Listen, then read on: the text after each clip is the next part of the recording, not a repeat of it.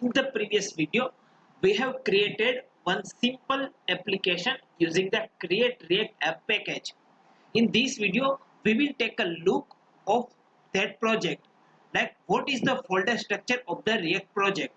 So basically, I have opened my first React App project that I have built in the previous lecture. So let's take a look at the node modules first. So what does node modules contains? So basically node modules will contain all the dependencies that are necessary for your project to successfully execute. To understand that, let's take a look at package.json. So basically package.json will contain the information regarding your project as well as dependencies of your project. So first entry here is name. Basically name is the name of your project that I have given my first React app in the previous video. Basically package.json file is simply a JSON file which will contain the necessary information of your project. Second is version. You can obviously give any version as you want. Let's say if you are deploying module weekly wise, so you can give versioning at that accordingly. Next is dependencies. So dependencies are basically all the stuff that your project needs to successfully execute. Let's say here is React.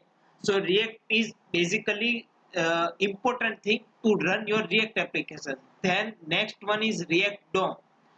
So you can see that all the packages are declared here along with its version. So here React's version is 17.0.2.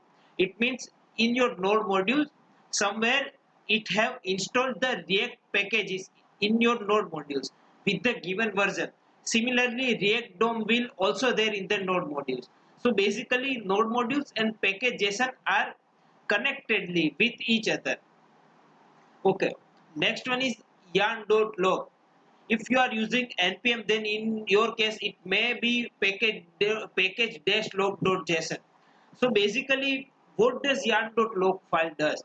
So it will contain the dependencies of your package.json file. I mean in your package.json file, let's say here React scripts is a dependency. So yarn.log file will contains the nested dependencies of that React scripts. I mean all other dependencies that React scripts is dependent on that. It will also contain the history of the node modules. Next folder is public folder. So here you can see that the first one is favicon.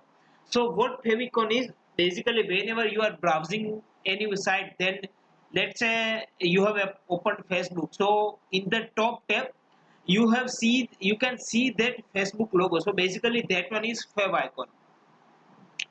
Next is logo. So basically this is the simply logo of the React. Next one is manifest.json.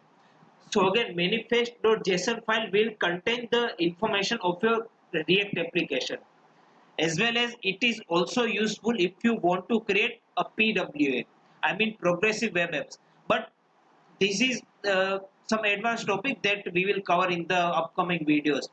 Next one is robots.txt. Again, this one is also advanced concept. Basically, robots.txt file will be used if you want to let know Google that you don't want to crawl some pages. That's why robots.txt file will be used. So the next one and mostly important file for us is index.html. And you can find that only HTML file here is in public folder, and that's why React is also known as single page application, because there is only one HTML file in the React. So let's say if you want to add any other CDN like a bootstrap or etc., so you can add it in the head tag, but it is strongly recommended that you should not touch the body part if there is no need for the same. So this is what HTML file does for the React. And here you can notice that we have simply added one blank div with the ID of root. So let's take a look why it is empty and what's the use of that div with the ID root. So for that we need to look at our SRC folder. So SRC folder is the folder that you will work the most on that folder in your React project. Let's take a look at the index.js file first. Okay, so index.js file is the entry point of your React application. Here you can see that we have get the reference of that ID with the of that div with the ID of root. So we are getting the reference using document.getElement by ID, and inside that root ID we are rendering all of the our DOM element, all of the our HTMLs. I mean, let's take a look at app component. So you can see that in the app component simply we have written some HTML, and this app component is rendering inside the React DOM.render method. So what React DOM.render does is, as its name shows, so basically this function is used to inject the HTML inside your DOM.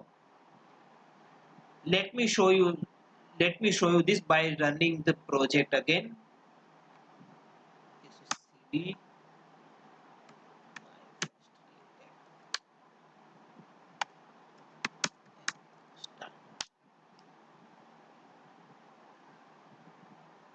Okay, so next file is app.css. So basically, as you can guess, that app.css is mainly used to style your application. Like we have given some CSS using class here. Next is app.test.js. So basically, app.test.js file is used to test your application and to write the test cases of your application. Next is index.css. Again, this is also used to style your body and your code. Next is SVG logo. Simply, you can see that in our app file we are using logo. So this is the logo. That's why we have imported it in our app.js file. Okay. So these are some important files that we need to do. Okay. Our application is running. Let's inspect it.